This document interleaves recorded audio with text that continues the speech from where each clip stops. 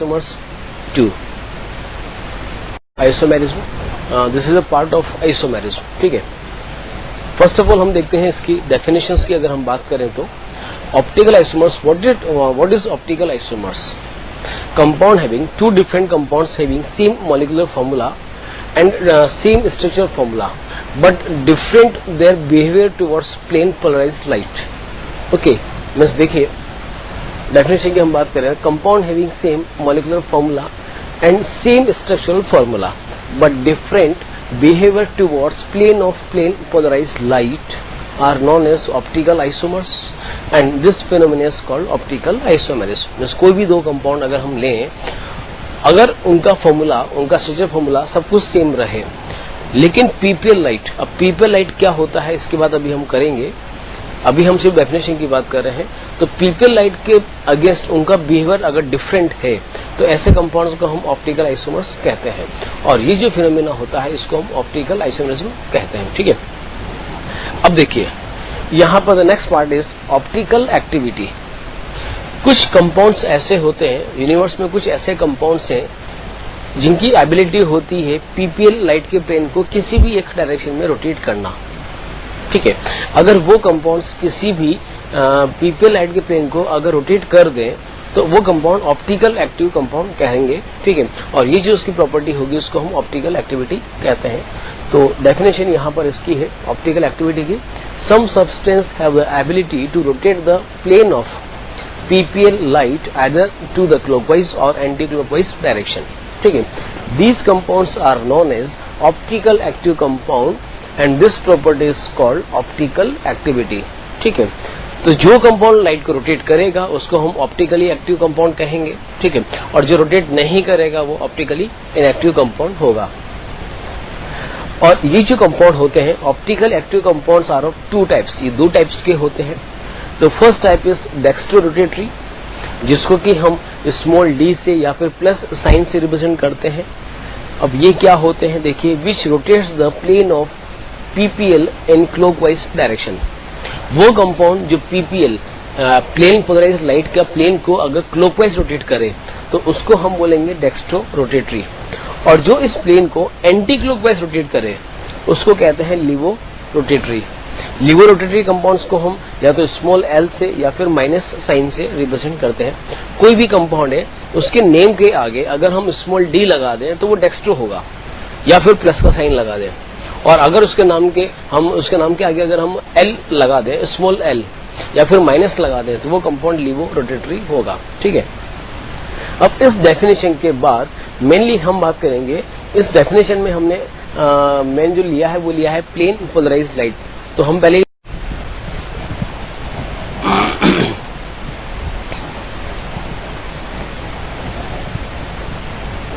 अब देखिए next part जो हम डिस्कस कर रहे हैं वो है प्लेन पोलराइज्ड लाइट। देखिए ये एक एक्सपेरिमेंट है। फर्स्ट ऑफ ऑल यहाँ पर जो लाइट ले रखी है this is ordinary light, ordinary monochromatic light जिसका लैम्डा सेम रहे, फिक्स रहे, ठीक है। जब कोई लाइट किसी मीडियम में से प्रोपोगेट होती है तो उस मीडियम के पार्टिकल्स डायरेक्शन ऑफ प्रोपोगेशन के परपेंडिकुलर डायरेक्शन में वाइब्रेशंस करते हैं। हर एक डायरेक्शन में वाइब्रेशंस होता है। तो ऑर्डिनरी लाइट को हम इस टाइप से रिप्रेजेंट करते हैं, मीन्स ये जो डायरेक्शन है यहाँ पर ये मेनली डायरेक्शन वाइब्रेशंस को डायरेक्शन को शो करता है। जब इस ऑर्डिनरी लाइट को किसी निकोल प्रिज्म से हम पास करते हैं, इस ऑर्डिनरी लाइट को जब इस निकोल प्रिज्म से पास करते हैं तो जो लाइट पास होती है उस लाइट के वाइब्रेशंस, सारे वाइब्रेशंस स्टॉप हो जाते हैं हर डायरेक्शन के, सिर्फ एक ही डायरेक्शन का वाइब्रेशंस ही रहता है। इस लाइट को हम बोलते हैं प्लेन पोलराइज्ड लाइट, शॉर्ट में उसको बोलते हैं पीपीएल, ठीक है। तो जब इस पीपीएल लाइट को किसी ऑप्टिकली एक्टिव कंपाउंड में से, ये एक ट्यूब होती है जिसको हम कहते हैं पोलरिमीटर ट्यूब, इस ट्यूब में ऑप्टिकली एक्टिव कंपाउंड्स को भरने के बाद इसमें से जब ये लाइट पास करते हैं, पीपीएल लाइट पास करते हैं, तो अगर लाइट का प्लेन क्लॉकवाइज रोटेट हो जाए तो ऐसे कंपाउंड्स को हम बोलते हैं डेक्स्ट्रो रोटेटरी कंपाउंड, जिसको कि हम स्मॉल डी या प्लस साइन से रिप्रेजेंट करते हैं। और अगर ये लाइट एंटी क्लॉक रोटेट हो तो उसको हम बोलते हैं levo rotatory, which is represented by small l और माइनस साइन। तो कहने का मतलब ये है कि optically active compounds two types के होते हैं, dextro rotatory and levo rotatory. Dextro rotatory का मतलब जो लाइट के प्लेन को क्लॉकवाइज रोटेट कर दे, और लीवो रोटेटरी का मतलब जो लाइट को एंटी क्लॉकवाइज डायरेक्शन में रोटेट कर दे। ठीक है, अब देखो कोई भी कंपाउंड ऑप्टिकली एक्टिव हो सकता है, पर कैसे, क्या कंडीशन है? तो कंडीशन हम देखें यहाँ पर, condition for optical activity, in order to be optical activity the molecule should be asymmetric और कायरल। ऑप्टिकली एक्टिव कंपाउंड होने के लिए मॉलिक्यूल का असिमेट्रिक होना या फिर कायरल होना जरूरी है। तो कोई भी कायरल मॉलिक्यूल अगर होगा तो वो मॉलिक्यूल ऑप्टिकली एक्टिविटी शो करेगा। अब हम ये देखें कि कायरल मॉलिक्यूल से मतलब क्या है, what is the meaning of chiral molecule. Okay, तो कायरल मॉलिक्यूल का मतलब ऐसा ये है कि ऐसा कंपाउंड या ऐसा मॉलिक्यूल जिसमें कोई सिमेट्री प्रेजेंट ना हो, मींस मॉलिक्यूल असिमेट्रिक हो। और मेनली हम जो सिमेट्री की बात करते हैं वो हम करते हैं plane of symmetry and centre of symmetry. Short में इसको हम बोलेंगे, देखिए, in which symmetry is not is absent, that is POS and COS should be absent. अगर मॉलिक्यूल में पीयूएस और सीयूएस दोनों ही अगर एब्सेंट है तो वो मॉलिक्यूल ऑलवेज कायरल मॉलिक्यूल होगा। कायरल मॉलिक्यूल की एक डेफिनेशन हम और कह सकते हैं कि कोई भी कंपाउंड अगर अपनी इमेज पर सुपर इम्पोज ना हो, means non super imposable mirror image हो, तो वो मॉलिक्यूल कायरल मॉलिक्यूल होता है। भी जैसे एक मैं बहुत सिंपल सा एग्जांपल लेना चाहता हूँ यहाँ पर, जैसे मैं इस राइट हैंड की बात करूँ, मैं अपने ही इस हथेली की बात कर रहा हूँ, ये राइट हैंड है, इसी का मिरर इमेज यहाँ पर ये होगा। ठीक है, अगर हम बीच में सेंटर में यहाँ पर मिरर कंसिडर करें तो इस राइट हैंड का जो मिरर इमेज होगा वो ये लेफ्ट हैंड होगा। ओके, अब हम देखें तो ये एक कायरल ऑब्जेक्ट है। कायरल ऑब्जेक्ट कैसे है, इसमें देखिए यहाँ पर कोई पीओएस या सीयूएस प्रेजेंट नहीं है। प्लेन का मतलब क्या है कि एक ऐसा प्लेन जो किसी भी ऑब्जेक्ट को 2 इक्वल पार्ट्स में डिवाइड कर दे। तो अगर मैं यहाँ पर इस प्लेन से इसको कट करूंगा तो ये यहाँ से कट नहीं होगा, अगर ऐसे कट करेंगे तो भी ये कट नहीं होगा। इसका मतलब ये जो ऑब्जेक्ट है ये एक कायरल ऑब्जेक्ट है। ठीक है, और ये इसका मिरर इमेज। अब अगर हम इसको इस पर सुपर इम्पोज कराएं तो ये सुपर इम्पोज नहीं हो रहा है, तो ये जो होगा, ये जो ऑब्जेक्ट होगा, इसको हम बोलेंगे कायरल ऑब्जेक्ट। आई बात समझ? तो किसी भी मॉलिक्यूल में या किसी भी ऑब्जेक्ट में अगर प्लेन ऑफ सिमेट्री या सेंटर ऑफ सिमेट्री प्रेजेंट नहीं है तो वो मॉलिक्यूल कायरल मॉलिक्यूल होगा। And chiral molecules are always optically active, means वो पीपीएल के प्लेन को किसी भी एक डायरेक्शन में आइदर क्लॉकवाइज और एंटी क्लॉकवाइज डायरेक्शन में रोटेट कर सकता है। ठीक है, तो ये कुछ कंडीशंस हुई। अब ऑप्टिकल कोई भी कंपाउंड ऑप्टिकली एक्टिव है या नहीं है, तो ये हमको चेक करना जरूरी है कि उसमें सिमेट्री प्रेजेंट है या नहीं है। तो सबसे पहले हम बात करेंगे अब सिमेट्री की, कि सिमेट्री कितने टाइप की होती है, किस किस मॉलिक्यूल में सिमेट्री होगी, किसमें सिमेट्री नहीं होगी, या मॉलिक्यूल कौन सा कायरल होगा, कौन सा कायरल नहीं होगा, ये हम यहाँ पर थ्योरेटिकली चेक करेंगे। ठीक है, तो नेक्स्ट पार्ट हमारा होगा सिमेट्री एलिमेंट। नेक्स्ट देखिए, next point is symmetry elements. Mainly हम बात करेंगे types of symmetry. Mainly there are 4 types of symmetry. The first is plane of symmetry, second is center of symmetry, third होता है axis of symmetry, जिसके बाद हम इसके बात करेंगे, और एक और होता है लास्ट में ऑल्टरनेटिंग एक्सिस ऑफ सिमेट्री। तो टोटल 4 टाइप की सिमेट्री होती है। जो फर्स्ट सिमेट्री की हम बात कर रहे हैं वो है प्लेन ऑफ सिमेट्री। अब देखिए, प्लेन ऑफ सिमेट्री का मतलब क्या है? A plane which divide an object into 2 equal and identical parts. कोई भी प्लेन किसी भी मॉलिक्यूल को या किसी ऑब्जेक्ट को अगर 2 इक्वल पार्ट्स में डिवाइड कर दे तो उसको हम बोलेंगे कि इस मॉलिक्यूल में प्लेन ऑफ सिमेट्री प्रेजेंट है। ठीक है, ओके। तो प्लेन ऑफ पीयूएस का मतलब तो हुआ, शॉर्ट में हम जिसे कहेंगे पीयूएस, कि मॉलिक्यूल को 2 इक्वल पार्ट्स में डिवाइड कर दे। ठीक है, और इसी तरह से इक्वल सिमेट्री होती है, that is centre of symmetry, short form is COS। अब ये क्या है? A point from where if 2 equal lines are drawn in opposite direction, opposite का मतलब 180 डिग्री एंगल पर, and they touch same group at same distance, then it is said to have center of symmetry. तो अगर किसी भी molecule में COS check करना है तो उस मॉलिक्यूल में कोई भी एक पॉइंट, उस पॉइंट से अगर हम अपोजिट डायरेक्शन में 2 लाइंस ड्रॉ करें 180 डिग्री एंगल पर, और चारों तरफ अगर वो दोनों लाइनें अगर सेम डिस्टेंस पर सेम ग्रुप को टच करें तो हम ये कहेंगे कि उस मॉलिक्यूल में COS प्रेजेंट है। ठीक है, अब कुछ एग्जांपल्स यहाँ पर हमने लिए हैं, ये इसमें हर एक में हमको प्लेन ऑफ सिमेट्री और सेंटर ऑफ सिमेट्री चेक करनी है। तो देखिए, स्टार्टिंग हम बिल्कुल सिंपल लेवल के जो एग्जांपल्स हैं उनसे हम ले रहे हैं। जस्ट हम अल्फाबेटिकल लेटर लिए हैं ABCD, पहले हम इसमें चेक करेंगे, उसके बाद फिर हम मॉलिक्यूल्स पर आएंगे, ठीक है। तो देखिए फर्स्ट लेटर इज A। अब A में हमें यहाँ पर प्लेन ऑफ सिमेट्री चेक करना है, तो इसमें हम देखेंगे कि इस एक्सिस के अबाउट, इस लाइन के अबाउट ये मॉलिक्यूल यहाँ पर सिमेट्रिकल है। मीन्स इसको अगर हम प्लेन कंसिडर करते हैं तो इसका लेफ्ट पार्ट इसके राइट पार्ट का मिरर इमेज है। देखिए प्लेन का मतलब ये है कि मॉलिक्यूल्स को 2 इक्वल पार्ट पे डिवाइड करें और दोनों पार्ट, जो लेफ्ट पार्ट और राइट पार्ट है, वो एक दूसरे का मिरर इमेज भी होना चाहिए, तो ही हम उसमें प्लेन ऑफ सिमेट्री कंसिडर करेंगे। तो यहाँ पर हमने ये प्लेन लिया, इस प्लेन में हम देख सकते हैं कि इस A का ये लेफ्ट पार्ट इसके राइट पार्ट का मिरर इमेज है। इट मीन्स इसमें प्लेन ऑफ सिमेट्री प्रेजेंट है। ओके, तो ये तो हुआ। यस, अब सेंटर ऑफ सिमेट्री लेनी है। अगर हम यहाँ पर ये पॉइंट ले, इस पॉइंट के अबाउट अगर हम देखेंगे तो हमें ऊपर की तरफ तो कार्बन मिल रहा है, बट नीचे 180 डिग्री एंगल पर ऐसा कार्बन प्रेजेंट नहीं है। तो इस केस में यहाँ पर सेंटर ऑफ सिमेट्री प्रेजेंट नहीं होगा। क्योंकि दो में से अगर एक भी प्रेजेंट है तो ये मॉलिक्यूल अब अकायरल मॉलिक्यूल होगा। अकायरल से मतलब एक तो हमने बात करी थी कायरल मॉलिक्यूल जिसमें POS और COS प्रेजेंट ना हो, और एक हमने बोला है अकायरल मॉलिक्यूल जिसमें या तो POS प्रेजेंट हो या COS प्रेजेंट हो या फिर दोनों ही प्रेजेंट हो। ऐसे मॉलिक्यूल अकायरल मॉलिक्यूल होंगे, और achiral molecules are always optically inactive.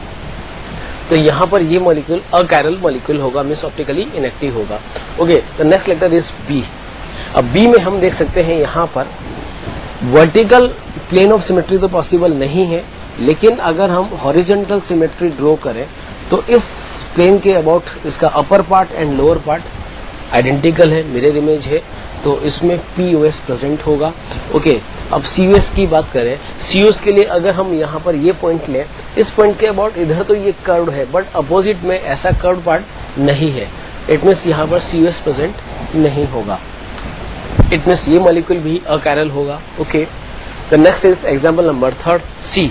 अब C में देखिए वर्टिकल POS तो हो नहीं सकता, तो यहाँ पर इस केस में इसमें horizontal plane of symmetry present होगी, तो चूंकि यहाँ पर POS है तो ये मॉलिक्यूल अकायरल होगा। अच्छा, COS चेक करें।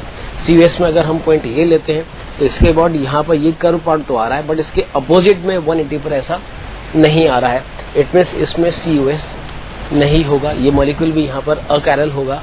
ठीक है, the next letter is D। D में हम देखें तो इसमें वर्टिकल POS तो प्रेजेंट नहीं है, बट इसमें horizontal plane of symmetry present है, तो इसमें POS होगा। अच्छा, अगर हम यहाँ पर ये पॉइंट कंसिडर करें, इसके बाद हम देख रहे हैं कि इस तरफ तो ऐसा D बन रहा है, बट अपोजिट में ऐसा D नहीं है, तो इसमें COS प्रेजेंट नहीं होगा।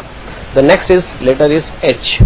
अब H में देखिए यहाँ पर इस केस में वर्टिकल POS भी आ रहा है एंड हॉरिजॉन्टल POS भी आ रहा है। मॉलिक्यूल में मोर देन 1 भी POS पॉसिबल है, क्योंकि ओवरऑल पॉसिबल है तो उसको हम यस कहेंगे। ओके, COS अगर हम ये पॉइंट कंसिडर करें तो इस पॉइंट के अबाउट ओवरऑल मॉलिक्यूल सिमेट्रिकल है। इस पॉइंट के अबाउट यहाँ पर ये पॉइंट नजर आ रहा है, तो इसके अबाउट इधर अपोजिट में भी ये पॉइंट आ रहा है। इस पॉइंट के अबाउट ये दोनों पॉइंट और ये दोनों पॉइंट सिमेट्रिकल है, तो ओवरऑल आंसर इसमें COS हो जाएगा। मीन्स H में POS और COS दोनों ही टाइप की सिमेट्री प्रेजेंट है। Okay, the next letter is M। अब M में देखिए यहाँ पर इस मॉलिक्यूल में वर्टिकल POS तो प्रेजेंट होगा, हॉरिजॉन्टल नहीं होगा। ठीक है, तो POS तो प्रेजेंट है। अच्छा, COS में कोई भी पॉइंट हम लेंगे उसके बाद ये मॉलिक्यूल सिमेट्रिकल नहीं है। इट मींस इसमें COS एब्सेंट होगा। Okay, the next letter is P। This is very important. P में अगर हम वर्टिकल लें तो भी POS नहीं होगा, हॉरिजॉन्टल लें तो भी POS नहीं होगा। ओवरऑल इसमें कैसे भी करके हम देखें तो इसमें POS एब्सेंट है। ठीक है, okay, now next is COS। अब इसमें ऐसा कोई भी पॉइंट नहीं है जिसके अबाउट ये पूरा लेटर सिमेट्रिकल हो, तो इसमें भी COS प्रेजेंट नहीं होगा। तो कुल मिलाकर ये कह सकते हैं कि जो लेटर P है, P अनसिमेट्रिकल या असिमेट्रिकल लेटर है, इसमें POS और COS दोनों ही एब्सेंट है। इट मीन इस टाइप का मॉलिक्यूल कायरल मॉलिक्यूल हो सकता है। ठीक है, okay, now next is example number 8। This compound is cyclopropane. अब देखिए साइक्लोप्रोपेन में यहाँ पर रिंग में 3 कार्बन है, हर एक कार्बन का हाइब्रिडेशन sp3 है, और कार्बन से अटैच दोनों हाइड्रोजन, चूंकि sp3 है तो एक अबव द प्लेन होगा, एक बिलो होगा। सिमिलरली यहाँ पर भी अबव एंड बिलो, यहाँ भी अबव एंड बिलो होगा। इस केस में यहाँ पर अगर हम POS चेक करें तो इस रिंग का अगर हम हाफ कट करें, इस रिंग का अगर हाफ कट करें तो इस वाले V का यहाँ पर स्लाइस कट होगा। इसको ऐसे कट कर रहे हैं तो ये H और ये H दोनों कट होंगे और रिंग भी हाफ कट हो जाएगी। इसका मतलब इसमें POS प्रेजेंट है। अब देखिए POS तो प्रेजेंट है, लेकिन हमको ये चेक करना है कि इसमें नंबर ऑफ POS कितने होंगे। तो देखिए यहाँ पर एक POS तो हमने ये लिया है, एक POS हम यहाँ पर ऐसे भी ले सकते हैं, तो ये सेकेंड POS हुआ, और एक POS यहाँ पर ऐसे भी हो सकता है। ठीक है, तो 3 POS तो ये हुए, और एक POS हम ये भी ले सकते हैं कि इसका हम मॉलिक्यूलर प्लेन कंसिडर करें। अगर मैं इस तीनों कार्बन को प्लेन कंसिडर कर रहा हूँ, इसका अगर हम स्लाइस कट करेंगे तो इन दोनों H का यहाँ पर हाफ कट होगा। तो टोटल नंबर ऑफ POS यहाँ पर हो जाएंगे इसमें 4। अच्छा, अगर हम COS की बात करें तो इस पॉइंट के रेस्पेक्ट में यहाँ पर ऊपर की तरफ तो कार्बन है, बट नीचे यहाँ पर कोई कार्बन प्रेजेंट नहीं है, तो इसमें COS प्रेजेंट नहीं होगा। अब देखिए POS COS में से अगर कोई भी एक प्रेजेंट है तो मॉलिक्यूल अकार्यन मॉलिक्यूल होगा। ठीक है, मींस ऑप्टिकली इनएक्टिव हो जाएगा। The next part is example number 9, this compound is cyclobutane. अब साइक्लोब्यूटेन में POS, एक POS तो इस टाइप से हो जाएगा, एक होगा हॉरिजॉन्टल, एक होगा डायगोनल, एक इस टाइप से भी डायगोनल हो सकता है। तो टोटल POS इसमें 4 हुए, प्लस एक हो जाएगा मॉलिक्यूलर प्लेन, तो टोटल नंबर ऑफ POS इसमें हो जाएंगे 5। ओके, अब अगर हम COS की बात करें, अगर मैं इस पॉइंट को कंसिडर करता हूं तो इस पॉइंट के अबाउट अगर इस तरफ हमने लाइन ड्रॉ करी है तो इस डिस्टेंस पे यहाँ पर कार्बन हमें टच कर रहा है, और इसके अपोजिट में भी यहाँ पर कार्बन है। इसी तरह से ये दोनों कार्बन भी इस पॉइंट के रेस्पेक्ट में सिमेट्रिकल होंगे, तो यहाँ पर COS भी प्रेजेंट है। ठीक है, तो कुल मिलाकर ये हो जाएगा POS COS दोनों ही प्रेजेंट है।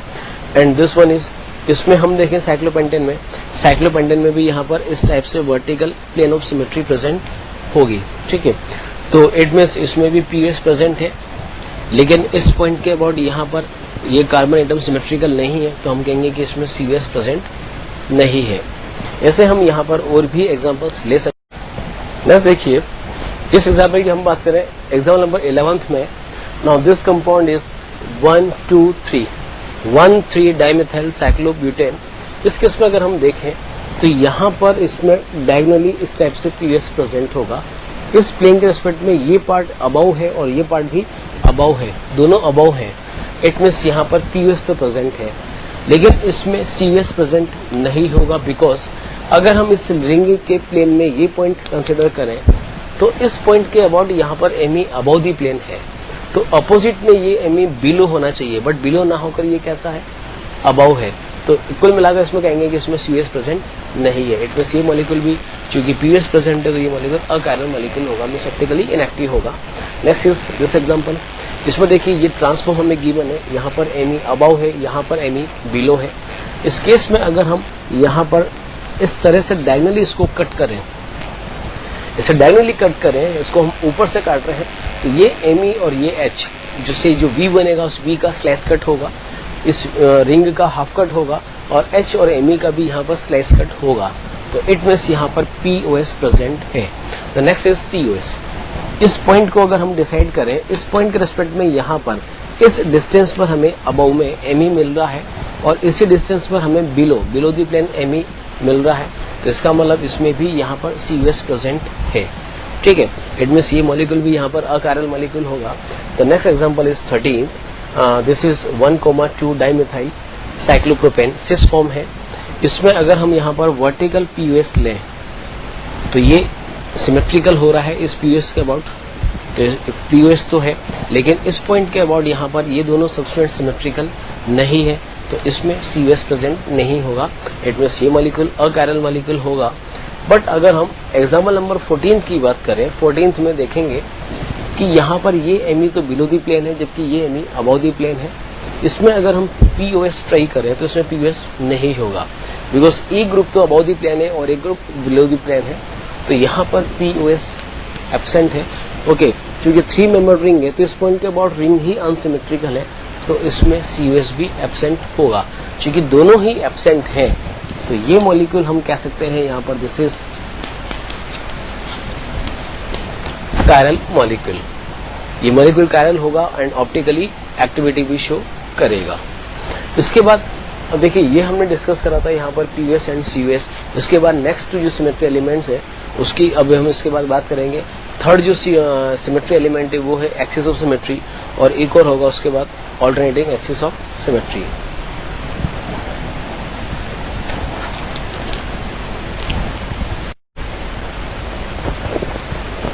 देखिए इसमें अब तक जो हम डिस्कस कर चुके हैं उसमें मेनली हमने लिया था पीयूएस, प्लेन ऑफ सिमेट्री और सेंटर ऑफ सिमेट्री। तो कुछ हमने उसमें एग्जांपल्स की बात करी थी जिसमें हमने ये चेक करा कि किसमें पीयूएस होगा और किसमें सीयूएस होगा। नेक्स्ट जो सिमेट्री एलिमेंट है उसमें है यहाँ पर एक्सिस ऑफ सिमेट्री, जिसको शॉर्ट में हम कहते हैं AOS and which is represented bye CN। ठीक है, अब देखिए इसकी डेफिनेशंस अगर हम देखें तो if a molecule reappear after the rotation bye 360 by n degree then it is said to have axis of symmetry।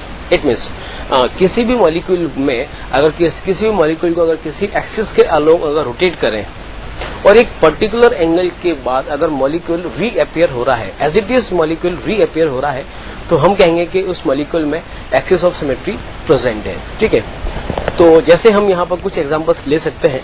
जैसे एग्जांपल नंबर फर्स्ट लिया, दिस कंपाउंड इज साइक्लोप्रोपेन। ठीक है, अब देखिए इस मॉलिक्यूल को अगर मैं यहाँ पर इस एक्सिस के अबाउट,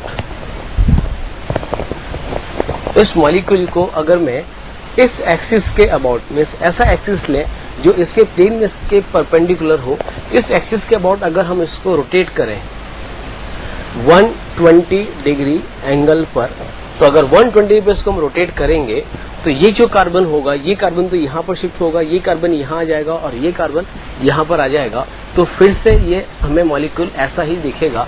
तो देखिए 120 पर मॉलिक्यूल एज इट इज दिख रहा है, तो इसका मतलब इसमें एक्सिस ऑफ सिमेट्री प्रेजेंट है, और ये हो जाएगा CN इक्वल्स टू ये हो जाएगा 360 डिवाइड बाई 120 इक्वल्स टू हुआ 3।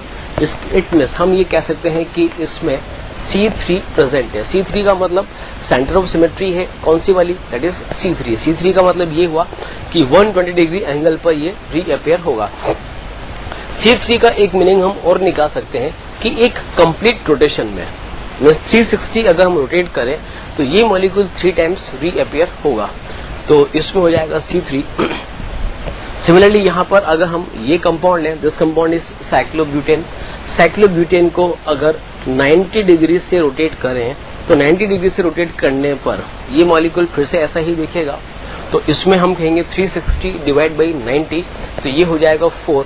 इट मीन्स इसमें हम कहेंगे कि यहाँ पर C4 प्रेजेंट है। ठीक है, साइक्लोपेंटेन की हम बात करें, साइक्लोपेंटेन को अगर हम यहाँ पर इसको अगर हम 72 डिग्री एंगल से रोटेट करें तो फिर से ये molecule as it is reappear होगा, तो इसमें हो जाएगा यहाँ पर C5। ठीक है, ऐसे ही और एग्जांपल्स भी हम यहाँ ले सकते हैं। जैसे ये हम ले रहे हैं यहाँ पर साइक्लोहेक्सेन। साइक्लोहेक्सेन में हो जाएगा 60 डिग्री एंगल से रोटेट करने पर मॉलिक्यूल रीअपियर होगा, तो इसमें होगा C6। ठीक है, the next example is benzene. Okay, benzene भी हेक्सागोनल शेप है, प्लेनर है, तो इसमें भी डेफिनेटली C6 होगा। ओके, और देखिए इसमें एग्जांपल्स, जैसे हमने यहाँ पर लिया NH3।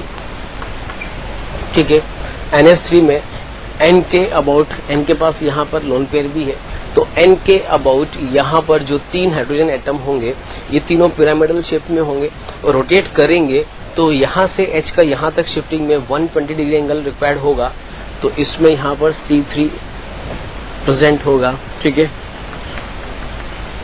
नेक्स्ट एग्जांपल इसमें हमने लिया ये वाला water, this is H2O, lone pair and lone pair. अब अगर हम इसको यहाँ पर इस तरह से पलट दें, that is turning the page, अगर इसको पूरा पलट दें तो ये एंगल होता है 180 डिग्री, तो इसमें हम कंसिडर करेंगे कि यहाँ पर C2 प्रेजेंट है। ठीक है, ऐसे हम और भी इसमें एग्जांपल्स कंसिडर कर सकते हैं। देखिए और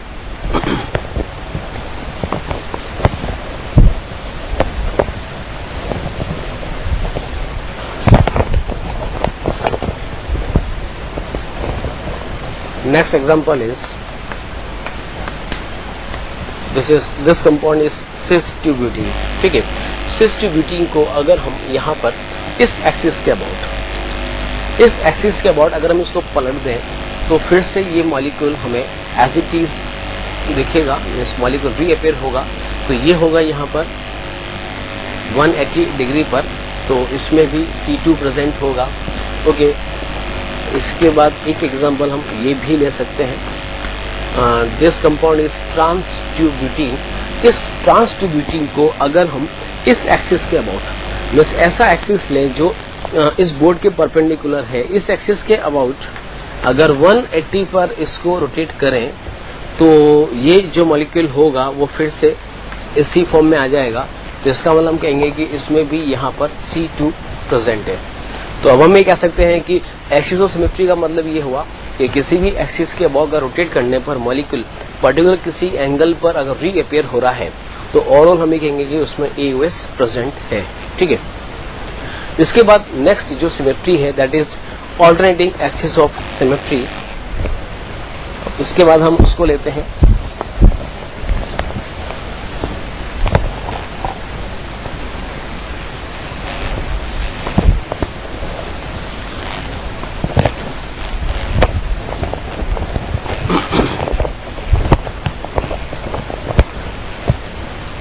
the next symmetry is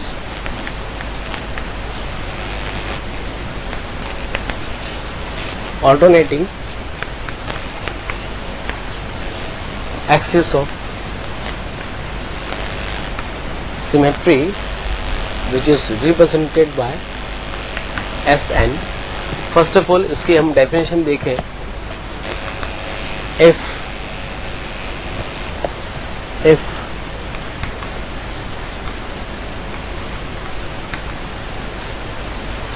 mirror image of molecule appear after the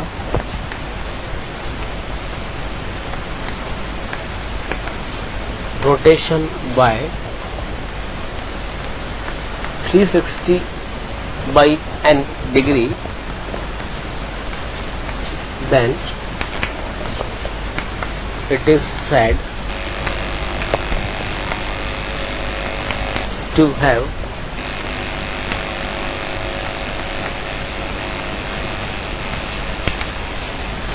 alternating axis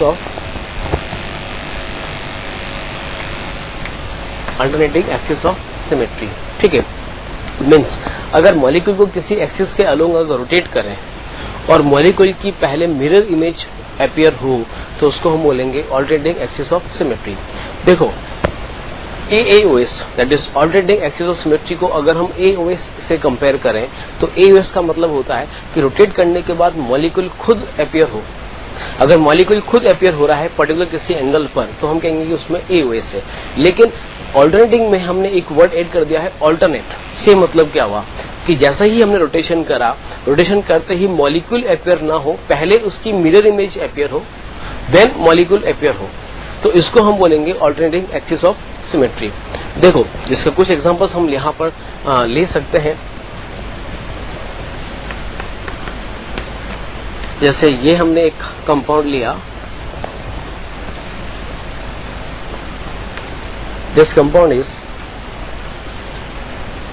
trans, यहाँ पर CH3 अबव है, यहाँ CH3 बिलो है। ठीक है, तो ये फॉर्म यहाँ पर ट्रांसफॉर्म होगी, क्योंकि दोनों की पोजीशन 1 और 3 है तो उसको हम बोलेंगे ट्रांस 1,3 डाइमेथाइल साइक्लोब्यूटेन। ओके, इस मॉलिक्यूल को अगर हम यहाँ पे इस एक्सिस के अबाउट हम ऐसा एक्सिस ले रहे हैं जो इसके प्लेन में से प्लेन के परपेंडिकुलर हो, अगर 180 पर इसको हम रोटेट करें तो जो नेक्स्ट फिगर होगा वो होगा CH3H, H एंड CH3। हम इसको 180 पर रोटेट कर रहे हैं इस एक्सिस के अबाउट, तो ये जो मिथाइल अबाव है ये रोटेट होकर यहाँ पर आएगा, अबाव ही रहेगा, और ये जो CH3 बिलो है वो रोटेट होकर यहाँ पर बिलो आ जाएगा। ठीक है, अब हमको ये चेक करना है कि ये इसके मिरर इमेज है क्या। अगर ये इसकी मिरर इमेज है, इट मींस इस मॉलिक्यूल में alternating axis of symmetry present है। अब ये मिरर इमेज है तो हम यहाँ पर ये ले सकते हैं कि हम इसी मॉलिक्यूल का एक मिरर इमेज यहाँ पे हम ड्रॉ करें, ठीक है। इसका जो हम यहाँ पर अब मिरर इमेज लें तो इसका जो मिरर इमेज होगा, यहाँ पर H बिलो है तो H यहाँ अबव होगा, CH3 बिलो, देन यहाँ पर CH3 अबव और ये H बिलो। अब हम देख सकते हैं कि ये मॉलिक्यूल और ये मॉलिक्यूल यहाँ पर आइडेंटिकल है, ये दोनों आइडेंटिकल हैं। इसका मतलब ये प्रूव होता है कि ये पर्टिकुलर ये जो फॉर्म है, ये फॉर्म इसकी यहाँ पर मिरर इमेज है। तो इट मीन्स 180 पर रोटेट करने के बाद इसकी मिरर इमेज अपीयर हो रही है। इट मीन्स इस मॉलिक्यूल में alternating axis of symmetry present है और वो होगा S2। S2 का मतलब ये हुआ 360 डिवाइड बाई 180, तो ये होता है 2। इट मीन्स इसमें हम कहेंगे ओवरऑल इसमें S2 प्रेजेंट है, ठीक है। ऐसा ही एक एग्जाम्पल हम और भी ले सकते हैं इसको और अच्छे से समझने के लिए।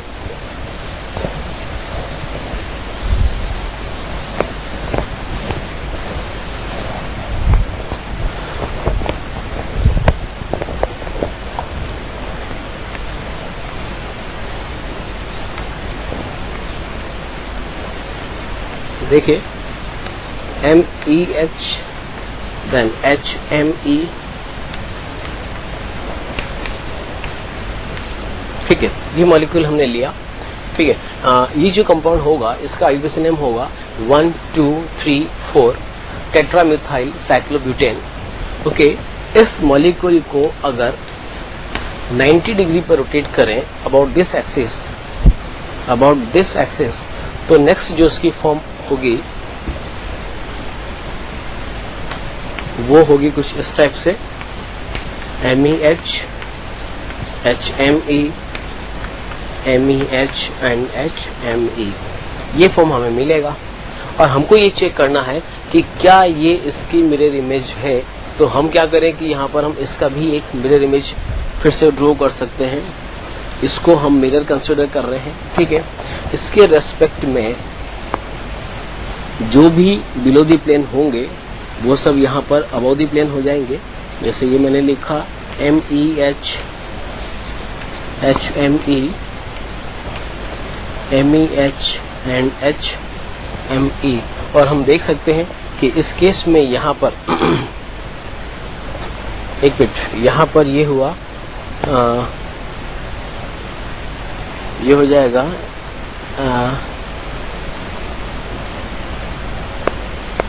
इसको फिर से लिखें, यहाँ पर होगा HME देन MEH HME और यहाँ पर हो जाएगा ME एंड H। ये हमने बनाया। हम देख सकते हैं कि यहाँ पर ये मॉलिक्यूल और ये मॉलिक्यूल दोनों सेम है। इसका मतलब ये हुआ कि अगर ये दोनों यहाँ पर आइडेंटिकल हैं, अगर ये दोनों यहाँ पर आइडेंटिकल हैं, इट मीन्स ये दोनों मॉलिक्यूल्स यहाँ पर एक दूसरे की मिरर इमेज होंगे। इट मीन्स यहाँ पर जो एंगल हम कंसिडर कर रहे हैं वो कर रहे हैं 90, तो इट मीन्स इस मॉलिक्यूल में यहाँ पर S4 प्रेजेंट होगा। मीन्स इसमें alternating axis of symmetry present है बट वो S4 टाइप की है, ठीक है।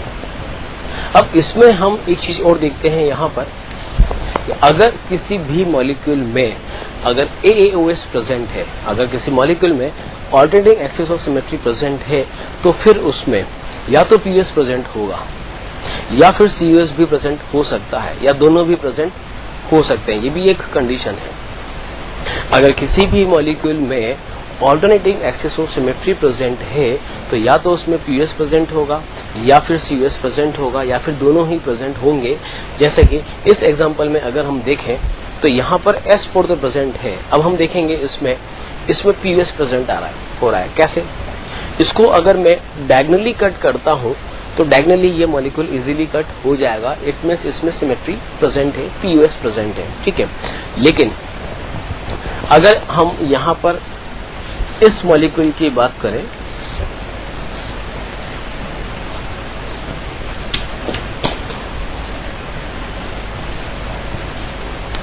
इसमें देखिए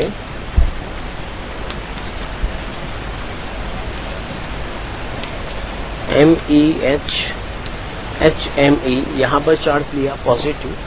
okay, this compound is 3,3-4,4- tetramethyl spiro 4,4 die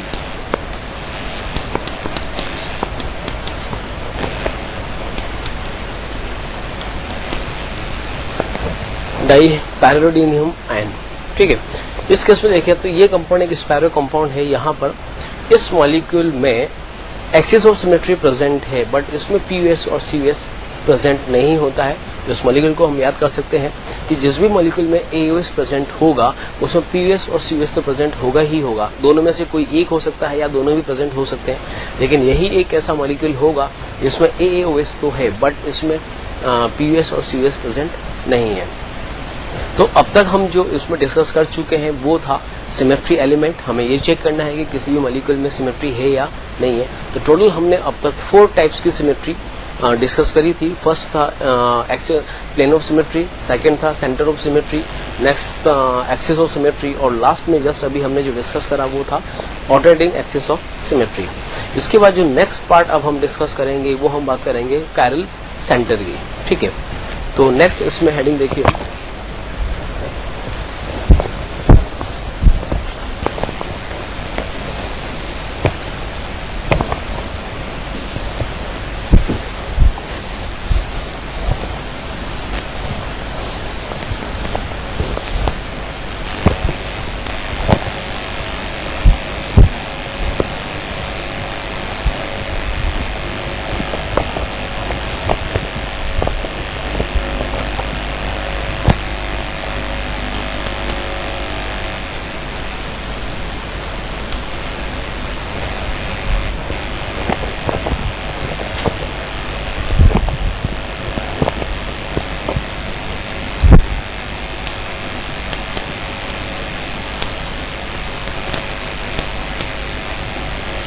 okay. Next part is chiral carbon. इसकी डेफिनेशन हम याद रखते हैं. The carbon atom on which 4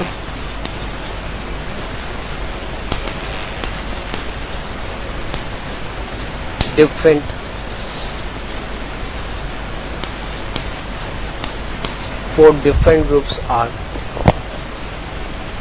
attached. ठीक है, तो कोई भी ऐसा कार्बन जो sp3 हाइब्रिडाइज्ड हो, मीन्स कायरल सेंटर होने के लिए, कायरल कार्बन होने के लिए एटम का sp3 होना जरूरी है. कोई भी sp3 हाइब्रिडाइज्ड कार्बन एटम जिस पर चारों ग्रुप या चारों एटम डिफरेंट हो, ऐसे कार्बन को हम कायरल कार्बन बोलते हैं. फॉर एग्जाम्पल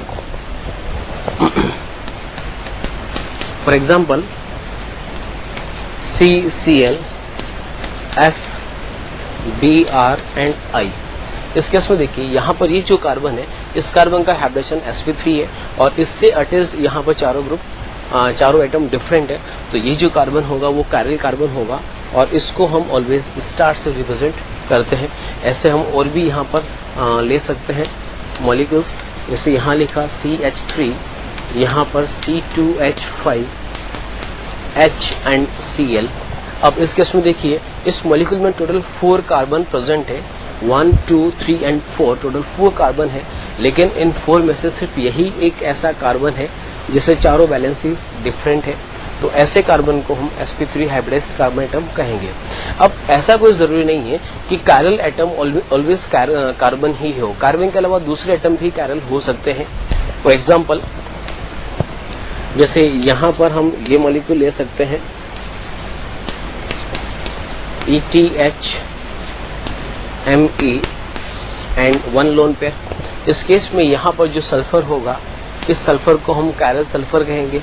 ठीक है, और इसके अलावा एक मॉलिक्यूल हम ये भी ले सकते हैं CH2, CD2H and 1 lone pair.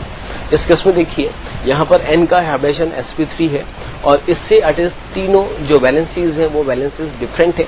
यहाँ पर हाइड्रोजन है, यहाँ CH2 और यहाँ पर CD2 है और एक लोन पेयर भी है। लोन पेयर को एज ए ग्रुप ही हम कंसिडर करेंगे, तो यहाँ पर ये जो N होगा वो एक कायरल नाइट्रोजन होगा। ठीक है, अगर N का लोन पेयर कहीं पर किसी मॉलिक्यूल में अगर कॉन्जुगेशन में है तो फिर वो नाइट्रोजन कभी भी, कॉन्जुगेशन से मतलब अगर रेजोनेंस में पार्टिसिपेट कर रहा है तो वो कभी भी फिर कायरल नाइट्रोजन नहीं होगा। देखेंगे हम उसके भी कुछ एग्जांपल्स बाद में। ठीक है, तो अभी तक हमने जो बात करी वो करी है कायरल कार्बन की। इट मीन्स वो एक ऐसा कार्बन जिसके चारों ग्रुप्स या चारों एटम्स डिफरेंट हो, तो उस कार्बन को हम कायरल कार्बन कहेंगे। ठीक है, इसके बाद नेक्स्ट ऐसी ही हम डेफिनेशंस और ले सकते हैं कायरल कार्बन के बाद में। Chiral molecule,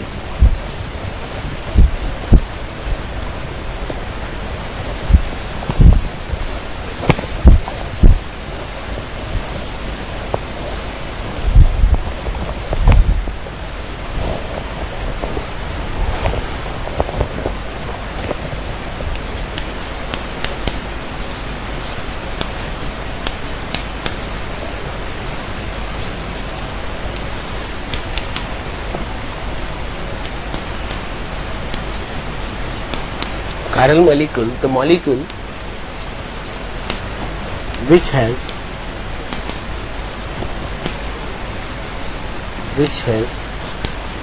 non super which is non superimposable mirror image। अब देखिए, एक तो वर्ड था कायरल कार्बन जिसकी बात हमने अभी करी। Now next word is chiral molecule. Chiral molecule का मतलब ऐसा मॉलिक्यूल जो अपनी ही मिरर इमेज पर सुपर इम्पोज ना हो। It means non super imposable mirror image हो, उसको हम बोलेंगे कायरल मॉलिक्यूल। इसका सिंपल सा हम एग्जांपल लेके चल सकते हैं। यहाँ पर देखिए, मैं पहले एक लेटर की बात कर रहा हूँ। यहाँ पर दिस इज P, एक लेटर हमने P लिया। इस P की अगर हम यहाँ पर मिरर इमेज ड्रॉ करें तो इसकी जो मिरर इमेज होगी वो बनेगी कुछ इस टाइप से। ठीक है, अब अगर इस P को हम उठाकर इस पर सुपर इम्पोज करें तो ये P अपनी मिरर इमेज पर सुपर इम्पोज नहीं होगा। तो ऐसे लेटर को हम कायरल मॉलिक्यूल कहेंगे या कायरल ऑब्जेक्ट कहेंगे। तो कहने का मतलब हर एक वो मॉलिक्यूल जो अपनी मिरर इमेज पर सुपर इम्पोज ना हो, that will be chiral molecule. ठीक है, इस केस में हम यहाँ पर कह सकते हैं, एक सिंपल सा और एग्जांपल भी हम ले सकते हैं। जैसे मैं बात करता हूँ अपने इस राइट हैंड की एंड लेफ्ट हैंड की। देखिए, ये जो राइट हैंड है ये राइट हैंड है और ये लेफ्ट हैंड इसका मिरर इमेज है। अब दोनों मिरर इमेज है, देखने में हमको लगता है कि ये दोनों यहाँ पर आइडेंटिकल है, बट ये दोनों आइडेंटिकल नहीं है। ये वाला पार्ट इसकी मिरर इमेज है और नॉन सुपर इम्पोजेबल है। देखिए कैसे, इसको अगर मैं यहाँ पर इस पर सुपर इम्पोज करता हूँ तो ये इस पर सुपर इम्पोज नहीं हो रहा है। It means both are different. अगर कोई मॉलिक्यूल अपनी इमेज पर सुपर इम्पोज ना हो तो वो मॉलिक्यूल और उसकी मिरर इमेज दोनों ही डिफरेंट मॉलिक्यूल्स होंगे। ठीक है, अब देखिए, इसको हम एक बिल्कुल सिंपल लैंग्वेज में भी हम बात कर सकते हैं कि अगर हम इस हाथ का जो ग्लव्स है, जैसे हम क्रिकेट की बात करें, क्रिकेट खेलते वक्त हम लोग जो ग्लव्स पहनते हैं, तो अगर राइट हैंड का ग्लव्स है उस राइट हैंड के ग्लव्स को हम लेफ्ट हैंड में नहीं पहन सकते। इससे क्या चीज प्रूव होती है? सिंपल सा है कि अगर हम राइट हैंड का ग्लव्स लेफ्ट हैंड में नहीं पहन पा रहे हैं, बिकॉज इसका मतलब दोनों ग्लव्स डिफरेंट है और दोनों ग्लव्स डिफरेंट है। इट मीन्स दोनों हाथ भी डिफरेंट है, ये हाथ और ये हाथ दोनों डिफरेंट है। अब कैसे काम में डिफरेंट है? बिकॉज इसमें सिमेट्री नहीं है, ये नॉन अनसिमेट्रिकल पार्ट है। तो ये और इसका मिरर इमेज दोनों ही डिफरेंट होंगे। ठीक है, तो ऐसे ऑब्जेक्ट को या ऐसे मॉलिक्यूल को जो अपनी मिरर इमेज पर सुपर इम्पोज ना हो, उसको ऑलवेज हम कायरल मॉलिक्यूल या कायरल ऑब्जेक्ट कहेंगे। ठीक है, ऑप्टिकल एक्टिविटी के लिए मॉलिक्यूल का कायरल होना जरूरी है। हर एक वो मॉलिक्यूल जो अपनी इमेज पर सुपर इम्पोज ना हो, वो molecule always optical activity show करेगा। मीन्स अगर उस कंपाउंड में से हम पीपीएल लाइट पास करें तो वो उस लाइट के प्लेन को रोटेट करेगा। तो जो एसेंशियल कंडीशन है ऑप्टिकल एक्टिविटी की वो है the molecule should B chiral. अब कोई भी मॉलिक्यूल है, हमको ये चेक करना है कि ये मॉलिक्यूल कायरल है या अकायरल है। इसको चेक करने का सिंपल सा लॉजिक है, वो है कि उस मॉलिक्यूल में हम पीयूएस और सीयूएस चेक करें। अगर मॉलिक्यूल में पीयूएस और सीयूएस में से अगर कोई भी एक प्रेजेंट अगर है तो मॉलिक्यूल ऑलवेज अकायरल मॉलिक्यूल होगा, मीन्स ऑप्टिकली इनएक्टिव होगा। ठीक है, तो हम यहां लिख सकते हैं essential condition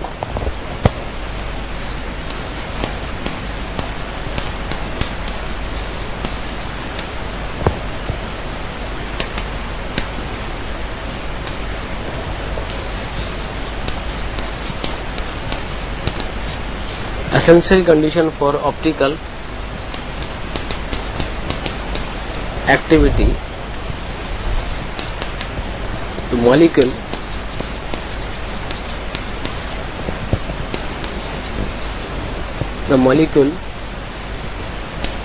must be chiral, that is no PUS and no COS। तो किसी भी मॉलिक्यूल में अगर हमको चेक करना है कि ये मॉलिक्यूल कायरल है या नहीं है तो हम उसमें PUS और COS चेक करेंगे। अगर उस मॉलिक्यूल में दोनों ही एब्सेंट हैं तो डेफिनेटली वो मॉलिक्यूल कायरल मॉलिक्यूल होगा, मीन्स वो मॉलिक्यूल ऑप्टिकल एक्टिविटी शो करेगा। ठीक है, तो ये पार्ट हमारा यहाँ पर कंप्लीट हुआ। इसके बाद अब जो नेक्स्ट पार्ट हम इसमें लेने वाले हैं वो है that is paper representation of molecule. कोई भी मॉलिक्यूल है, 3D मॉलिक्यूल है, उस 3D मॉलिक्यूल का 2D रिप्रेजेंटेशन कैसे होगा अब हम उसकी बात करेंगे।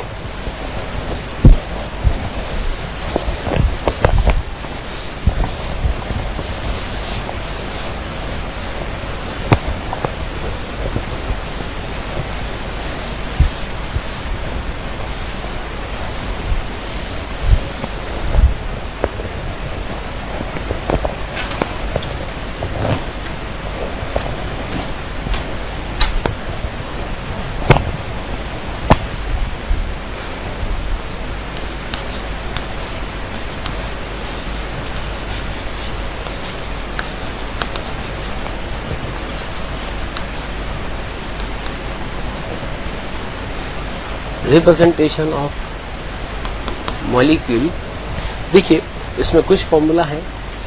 जैसे फर्स्ट हम ले सकते हैं वेज एंड डैश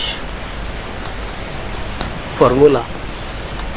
देखिए वेज और डैश फॉर्मूला है। जैसे सपोज मैं यहाँ पर ये मॉलिक्यूल लेता हूँ,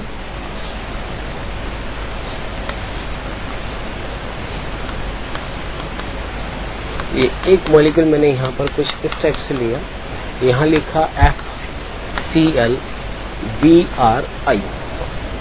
तो इस टाइप को जो रिप्रेजेंटेशन है किसी मॉलिक्यूल का उसको हम बोलेंगे veg dash formula. Veg dash का मतलब ये हुआ कि इसमें यहाँ पर ये जो लाइनें हैं इस टाइप की वेज लाइंस ये शो करेगी groups are above the plane, और जो ग्रुप्स जो डैश पे प्रेजेंट होंगे वो होंगे बिलो द प्लेन।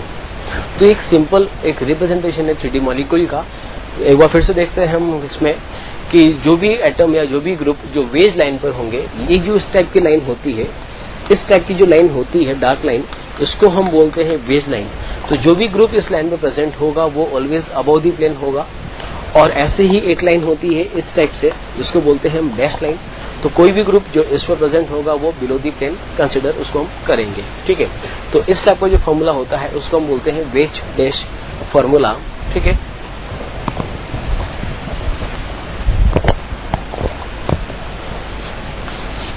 इसमें एक एग्जांपल हम और भी ले सकते हैं। यहाँ पर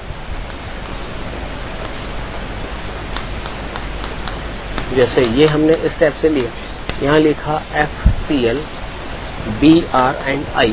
इस केस में देखिए यहाँ पर ये दोनों एटम तो इस लाइन पर अटैच्ड है और जबकि ये डैश पर है और ये वेज पर है। तो ये वाला तो बिलो दी प्लेन कंसिडर करेंगे। वेज पर अगर Br है तो Br को हम अबव दी प्लेन कंसिडर करेंगे।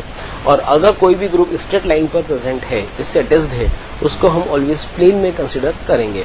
तो इस मॉलिक्यूल से ये चीज क्लियर होती है कि फ्लोरीन और आयोडीन जो है वो तो सेम प्लेन में है। ठीक है, क्लोरीन बिलो दी प्लेन है और जो ब्रोमीन है वो अबव दी प्लेन है। ठीक है, The next representation of molecule, that is Fisher projection formula. अब देखिए, this is Fischer projection formula. Again projection formula है. कहीं पर भी अगर कोई प्रोजेक्शन फॉर्मूला होता है तो ऑलवेज उस मॉलिक्यूल की एक 2D इमेज होती है. तो किसी भी मॉलिक्यूल को अगर हम फिशर में रिप्रेजेंट करेंगे तो इसमें हम एक वर्टिकल लाइन ड्रॉ करेंगे और एक हॉरिजॉन्टल लाइन ड्रॉ करेंगे. तो कोई भी ग्रुप, जैसे यहाँ पर हम ले सकते हैं X W X Y Z. तो इस केस में हम देख सकते हैं कि जो भी ग्रुप जो वर्टिकल लाइन पर प्रेजेंट होंगे एक्चुअल में वो बिलो दी प्लेन कंसिडर करेंगे और जो हॉरिजॉन्टल लाइन पर प्रेजेंट होंगे वो अबव दी प्लेन होंगे. तो यहाँ पर हम कह सकते हैं groups which are present on horizontal line are above the plane and groups which are present on vertical line are below the plane. तो ये एक सिंपल रिप्रेजेंटेशन हुआ किसी 3D मॉलिक्यूल का 2D मॉलिक्यूल में. एक बार हम फिर से देख सकते हैं फिशर प्रोजेक्शन फॉर्मूला को. This is a 2D representation of 3D molecule. ठीक है, जिसमें मॉलिक्यूल को हम सिर्फ वर्टिकल एंड हॉरिजॉन्टल लाइन से ही ड्रॉ करते हैं.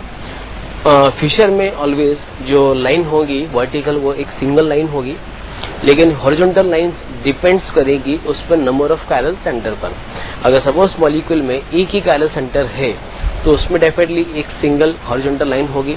अगर 2 कायरल सेंटर है तो डबल हॉरिजॉन्टल लाइन होगी. अगर 3 कायरल सेंटर है तो 3 हॉरिजॉन्टल लाइन होगी. इस तरह से horizontal lines always chiral centre पर डिपेंड करेगी.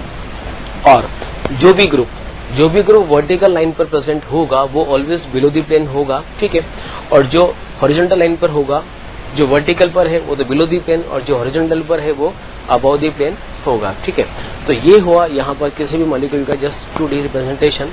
अब इसमें एक चीज और है, फिशर प्रोजेक्शन फॉर्मूला में एक कंडीशन है, वो ये है कि फिशर प्रोजेक्शन फॉर्मूला को 180 पर रोटेट तो कर सकते हैं लेकिन 90 पर रोटेट नहीं कर सकते. इसमें हम ये देख सकते हैं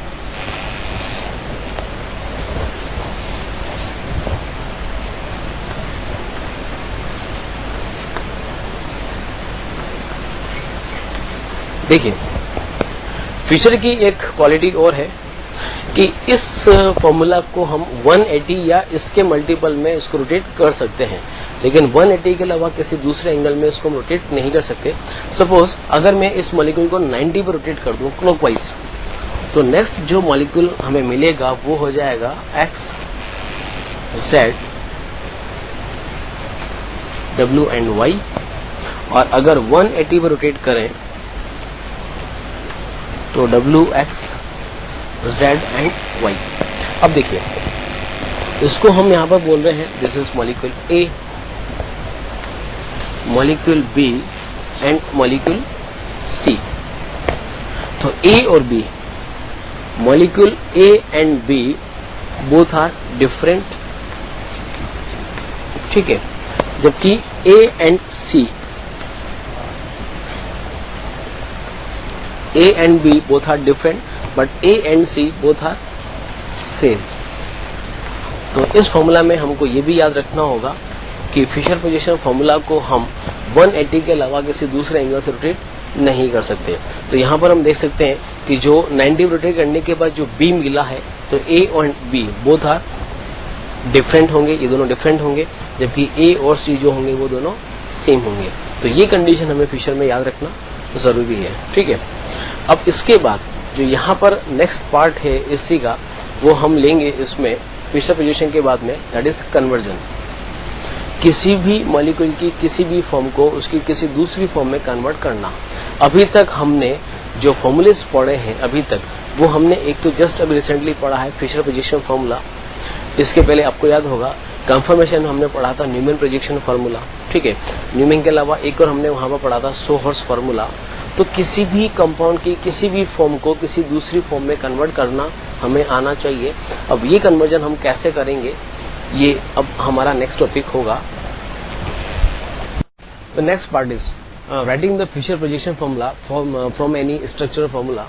देखिए, अगर सपोज कोई कंपाउंड गिवन है, उसका हमें स्ट्रक्चर गिवन है और उससे हमें फिशर ड्रॉ करना है, तो उसके लिए हम एक रूल फॉलो करते हैं, that is called golden rule. तो देखिए जो लिखा है यहाँ पर, this is golden rule. In Fischer projection formula maximum carbon should be present on vertical line, and the principal functional group should be kept as up as possible। ठीक है, for example जैसे हम यहाँ पे एक एग्जाम्पल लेके चलते हैं, इसमें एक ऐसा कंपाउंड लेते हैं जिसमें सिर्फ एक ही कायरल सेंटर हो, that is compound having only one chiral centre, और इसके लिए हम जो कंपाउंड ले रहे हैं दिस इज लैक्टिक एसिड। इसका जो स्ट्रक्चर होगा वो होगा CH3 CHOH एंड COOH। अब देखिए इस कंपाउंड में अगर हम देखें तो यहाँ पर सिर्फ एक ही कायरल सेंटर है, तो अगर ये हमें किसी कंपाउंड का स्ट्रक्चर फॉर्मूला गिवन है और हमें उससे फिशर ड्रॉ करना है, तो इस केस में उस कंपाउंड के जो मैक्सिमम कार्बन होंगे जितने भी पॉसिबल हो उसको हम वर्टिकल पे लेकर आएंगे, वर्टिकल लाइन पे लेकर आएंगे, और रिमेनिंग ग्रुप्स जो होंगे वो फिर हॉरिजॉन्टल लाइन पर होंगे। तो देखिए इस केस में यहाँ पर लैक्टिक एसिड हमने लिया, तो लैक्टिक एसिड में टोटल हम देखें तो 3 कार्बन है, 1, 2 एंड 3। इन तीनों कार्बन को हम वर्टिकल लाइन पे लेकर आएंगे। ठीक है, ये हमने वर्टिकल लाइन पे लिया, और जो प्रिंसिपल फंक्शनल ग्रुप है इस कंपाउंड में यहाँ पर दो फंक्शनल ग्रुप है, एक तो है हाइड्रोक्सी ग्रुप और एक है कार्बोक्सिलिक ग्रुप। ठीक है, दोनों में से प्रिंसिपल जो फंक्शनल ग्रुप होगा वो होगा कार्बोक्सिलिक। ठीक है, तो इसको हमने यहाँ पर लिखा टॉप पर, यहाँ पर लिखा हमने CH3, ये कायरल सेंटर हुआ। ठीक है, और इस कार्बन से अटैच जो H और OH है वो दोनों हम इस तरह से ले सकते हैं कि एक बार तो OH को हमने राइट में लिखा, लेफ्ट में H को लिखा, और एक बार हमने इसको लेफ्ट में OH लिखा और राइट में H लिखा। ठीक है, ये हम इसके 2 फिशर बना सकते हैं, एक फिशर ये होगा, एक फिशर ये होगा। और अगर हम ठीक से देखें तो ये दोनों कंपाउंड्स यहाँ पर एक दूसरे की मिरर इमेज है। ठीक है, तो यहाँ पर इस केस में ये दोनों कंपाउंड एक दूसरे की मिरर इमेज है। ऐसे कंपाउंड्स में जो रिलेशन होगा उस रिलेशन को हम बोलेंगे एनेंटियोमर्स। ठीक है, तो यहाँ पर ये जो दोनों कंपाउंड हैं, इन दोनों कंपाउंड में जो रिलेशन होगा उसको हम बोलेंगे एनेंटियोमर। तो बेसिकली एनेंटियोमर हुआ क्या, देखिए एनेंटियोमर की हम यहाँ पर डेफिनेशन लिख सकते हैं। Enantiomer this is optically active compounds, optically active compound which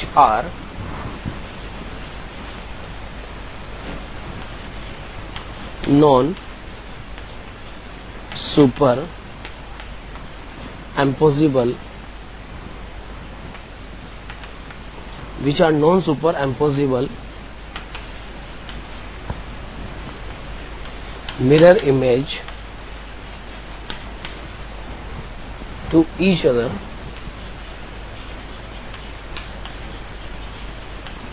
are known as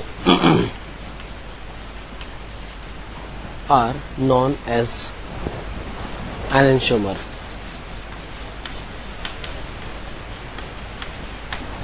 ठीक है, तो ये इसका डेफिनेशन हुआ कि कोई भी ऑप्टिकली एक्टिव कंपाउंड, इस कंपाउंड में यहाँ पर सिंगल कायरल सेंटर है, सिंगल कायरल कार्बन है, तो ये कंपाउंड यहाँ पर ऑलवेज ऑप्टिकली एक्टिव कंपाउंड होगा, और इस कंपाउंड का जो भी मिरर इमेज होगा वो इसका एनेंटियोमर होगा। ठीक है, तो डेफिनेशन यहाँ पर optically active compounds which are non super impossible mirror image to each other are known as enantiomer. ठीक है, तो ये हुआ एनेंटियोमर्स। अब देखिए हम कुछ प्रॉपर्टीज की अगर बात करें एनेंटियोमर्स में, तो जो एनेंटियोमर्स होते हैं इन एनेंटियोमर्स की जितनी भी फिजिकल और केमिकल प्रॉपर्टीज होती है वो ऑलमोस्ट सेम होती है। जैसे यहाँ पर हम इसमें प्रॉपर्टीज की बात करते हैं, their boiling point, melting point, density etcetera are different. ठीक है, there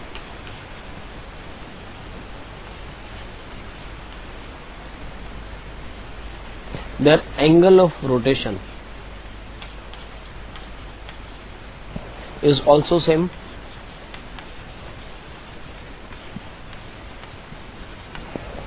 only direction of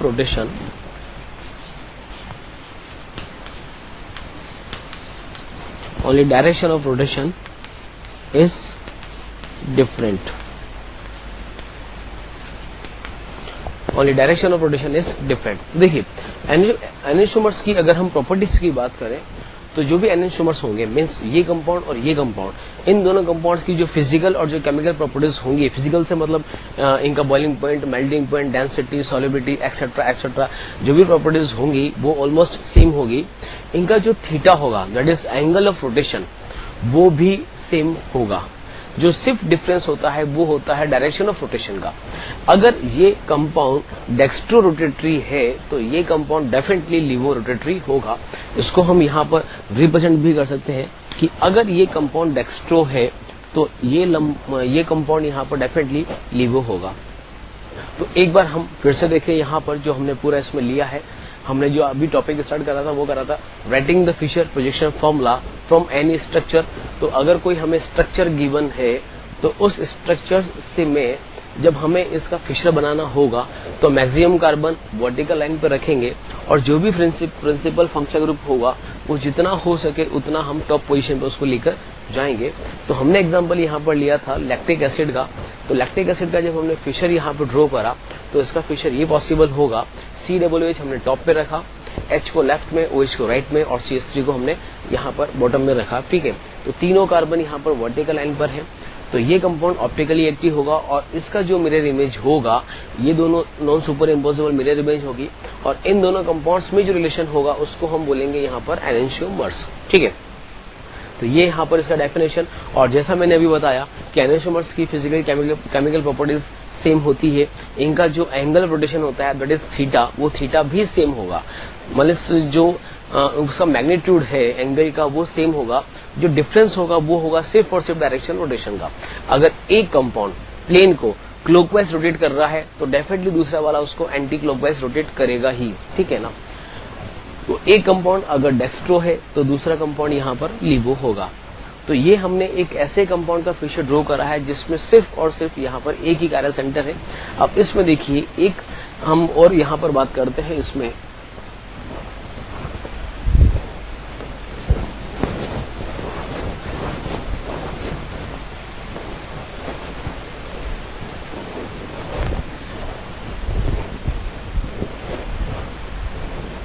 the next part is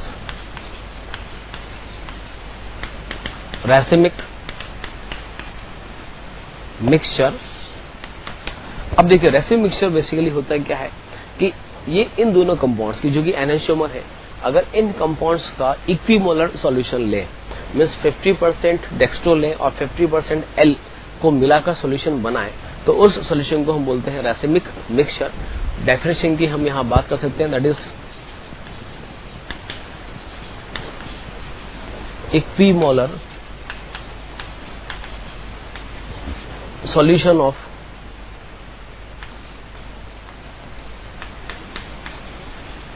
dextro and levo is called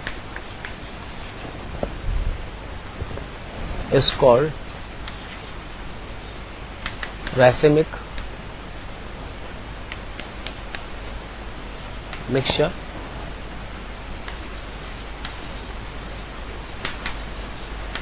Racemic mixture are optically inactive due to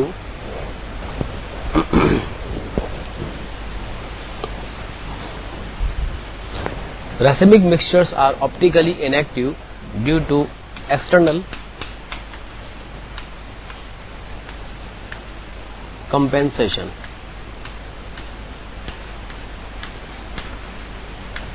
अब देखिए इन दोनों कंपाउंड का अगर इक्विमोलर सॉल्यूशंस अगर हम form करें तो उसको बोलते हैं रैसेमिक मिक्सचर. और जो रैसेमिक मिक्सचर होता है वो ऑलवेज ऑप्टिकली इनएक्टिव होगा just because of external compensation. अब एक्सटर्नल कंपेंसेशन का मीनिंग क्या हुआ देखिए, अगर इन दोनों के हम इक्विमोलर सॉल्यूशन लें तो अगर ये कंपाउंड लाइट को डेक्स्ट्रो रोटेटरी है, मींस क्लॉकवाइज अगर रोटेट करेगा तो उतने ही एंगल से ये कंपाउंड उसको एंटी क्लॉकवाइज रोटेट करेगा, तो जो नेट रोटेशन होगा उस सॉल्यूशन का वो नेट रोटेशन 0 हो जाएगा। इसलिए यहाँ पर रासायनिक मिक्सचर ऑलवेज ऑप्टिकली इनएक्टिव होगा। ठीक है, इसको हम यहाँ पर एक डायग्राम से भी रिप्रेजेंट कर सकते हैं। देखिए कैसे,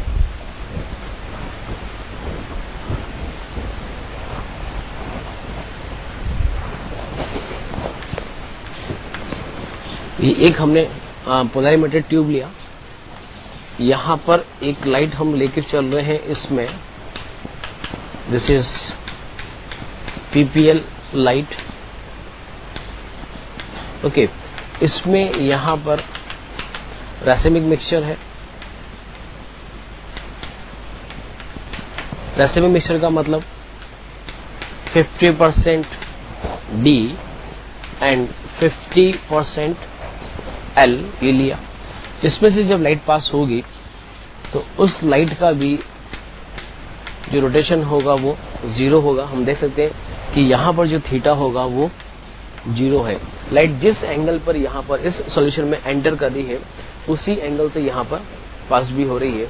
तो रासायनिक mixture are always optically inactive. ठीक है, अब देखिए इसमें हमने जो अभी बात करी थी फिशर ड्रॉ करने की, वो हमने ऐसा कंपाउंड लिया था जिसमें सिर्फ एक ही कार्बन हो। अब हम ऐसे कंपाउंड लेंगे जिसमें 2 कायरल सेंटर प्रेजेंट हो। तो यहाँ पर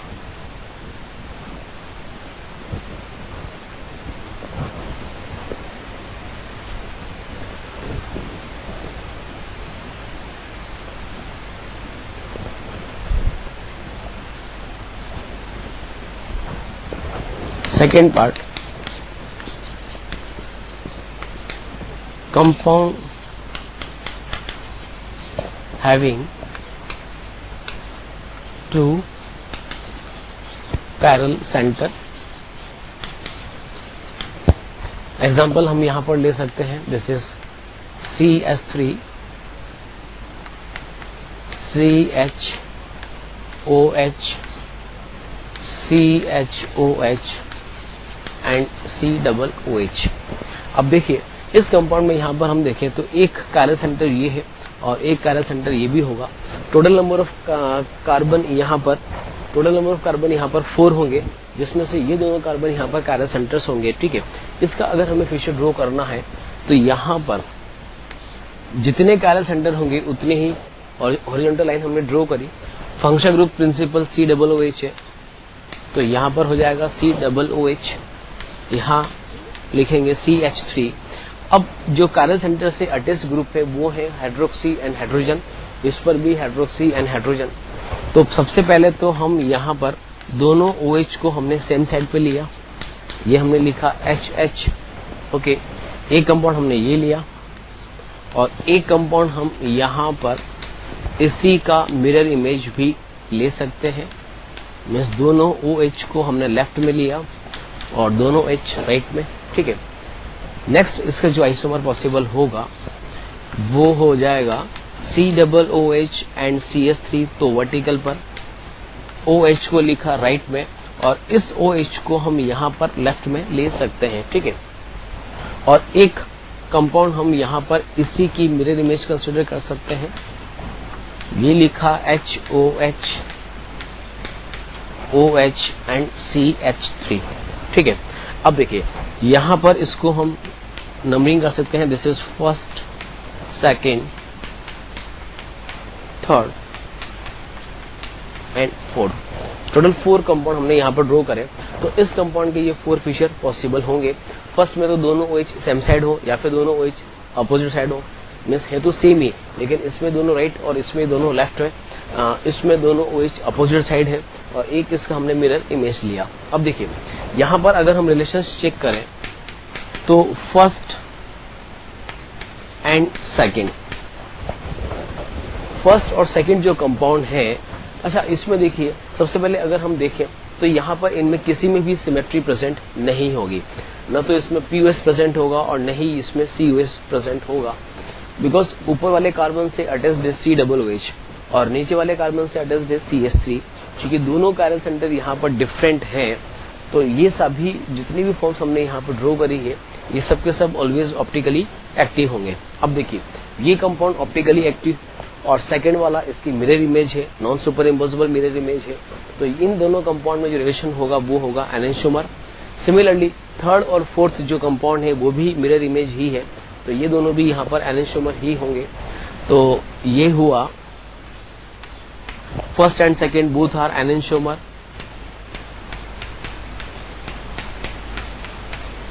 third and fourth are also enantiomer. ठीक है, अब अगर हम यहाँ पर फर्स्ट एंड थर्ड को कंपेयर करें तो देखिए फर्स्ट और थर्ड ये दोनों ऑप्टिकली एक्टिव तो हैं बट एक दूसरे की मिरर इमेज नहीं है। तो कोई भी स्टीरियोआइसोमर्स जो एक दूसरे की मिरर इमेज नहीं है उसको अब हम बोलेंगे डाइस्टीरियोआइसोमर्स। ठीक है, तो फर्स्ट एंड थर्ड में जो रिलेशन होगा वो हो जाएगा डायस्टेरियोमर्स। ठीक है, तो यहाँ पर डायस्टेरियोमर की हम डेफिनेशन की बात कर सकते हैं।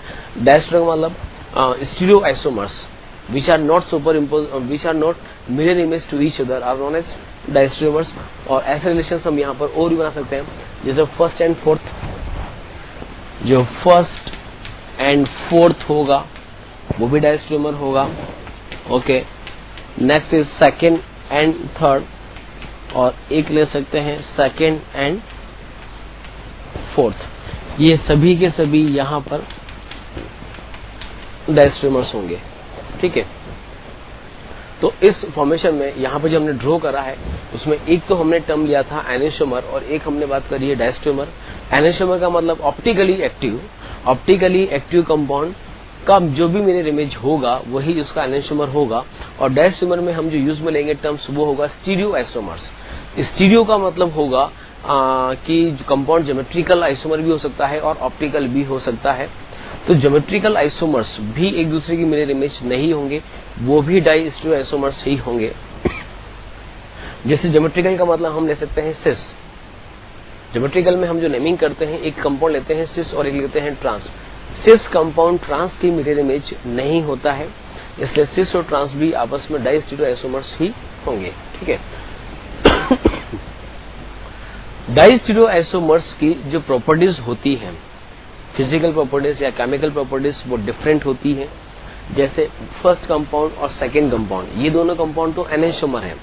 इन दोनों कंपाउंड की physical chemical properties almost same होगी, सिर्फ और सिर्फ इनका direction of rotation he different होगा। अगर ये डेक्स्ट्रो है तो ये लीवो होगा। लेकिन अगर फर्स्ट और थर्ड को हम कंपेयर कर रहे हैं तो हम देख रहे हैं कि यहाँ पर दोनों OH सेम साइड में है, जबकि यहाँ पर दोनों OH अपोजिट साइड में है। तो फर्स्ट और थर्ड तो मिरर इमेज नहीं है, ये डायस्टेरियोमर है। तो इन दोनों कंपाउंड्स की जो प्रॉपर्टीज होंगी, जैसे बॉइलिंग पॉइंट वगैरह, मेल्टिंग पॉइंट वगैरह है, ये सब इनके डिफरेंट होंगे। तो डायस्टेरियोमर्स का जो सेपरेशन है, इनको अलग करने का जो प्रोसेस होगा वो कंपेरेटिवली इजी होगा। एनेंटियोमर्स को सेपरेट करना थोड़ा टिपिकल होता है क्योंकि इनकी सारी प्रॉपर्टीज सेम होती है, इसलिए एनेंटियोमर्स को तो इजीली हम सेपरेट नहीं कर सकते, बट डायस्टेरियोमर्स को हम इजीली अलग अलग कर सकते हैं। ठीक है, तो ये कंपाउंड था जिसमें 2 कायरल सेंटर है। ठीक है, इसी में हम एक एग्जांपल और ले सकते हैं 2 कायरल सेंटर में। यहाँ पर दोनों कायरल सेंटर डिफरेंट थे। डिफरेंट से मतलब इस कार्बन से अटैच COOH है, जबकि यहाँ पर इस कार्बन से अटैच CH3 है। अगर हम ऐसा कंपाउंड लें जिसमें दोनों कायरल सेंटर आइडेंटिकल हो, आइडेंटिकल से मतलब ये हुआ कि इस कार्बन से अटैच ये तीनों ग्रुप और इस कार्बन से अटैच ये तीनों ग्रुप सेम हो, तो उसको हम बोलेंगे compound having identical chiral centre. तो इसका मैं यहाँ पर एग्जांपल इसी में हम बना सकते हैं। COOH को हमने रिप्लेस करा फ्रॉम CH3। ठीक है, यहाँ पर सभी जगह हम CH3 लिख सकते हैं।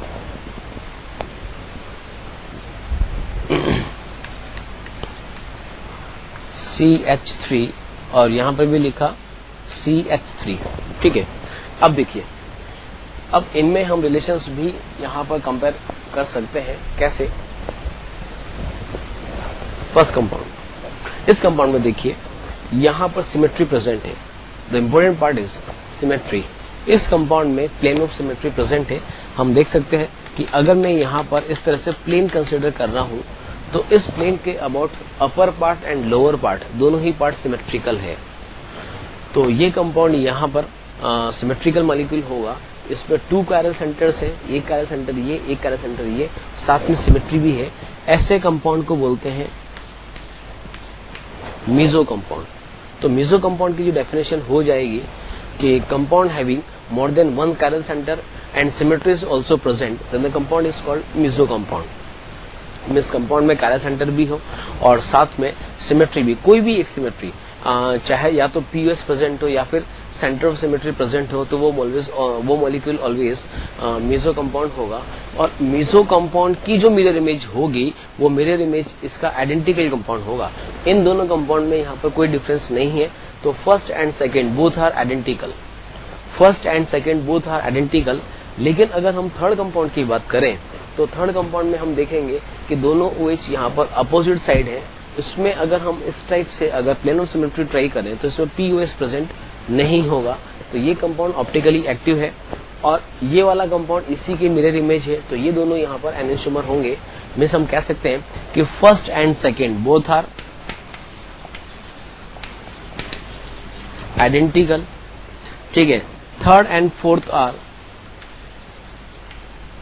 एनेंटियोमर। और उसके अलावा ये जो भी पेयर है 1,3 है या 1,4 है, ये सब के सब यहाँ पर फिर डाइस्टीरियो आइसोमर्स हो जाएंगे। तो ये तो होंगे यहाँ पर डाइस्टीरियो, ये सभी के सभी पेयर यहाँ पर डाइस्टीरियो आइसोमर्स होंगे। तो सबसे मेन इंपोर्टेंट यहाँ पर जो हमने नई चीज इंट्रोड्यूस करी वो करी है मीजो कंपाउंड। तो किसी भी कंपाउंड में कोई भी कंपाउंड मीजो होने के लिए जरूरी ये है कि उस कंपाउंड में कायरल सेंटर हो और कायरल सेंटर के अलावा उसमें सिमेट्री भी प्रेजेंट हो। लेकिन अगर किसी मॉलिक्यूल में सिर्फ एक ही कायरल सेंटर है, सिर्फ एक कायरल सेंटर है, तो उस कंपाउंड में कभी भी सिमेट्री प्रेजेंट नहीं होगी। वो compound always optically active compound होगा। तो मीजो कंपाउंड होने के लिए कम से कम उसमें 2 कायरल सेंटर होना जरूरी है। तो कम से कम 2 कायरल सेंटर हो और साथ में कोई भी सिमेट्री अगर POS और COS अगर प्रेजेंट है तो वो कंपाउंड मीजो कंपाउंड होंगे। और मीजो कंपाउंड भी ऑप्टिकली इनएक्टिव होते हैं। Meso compounds are optically inactive. हम इसको यहां लिख सकते हैं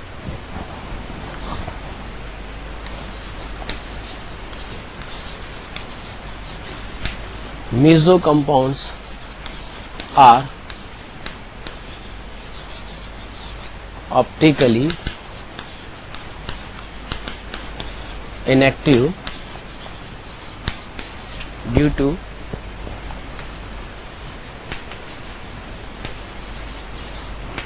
to internal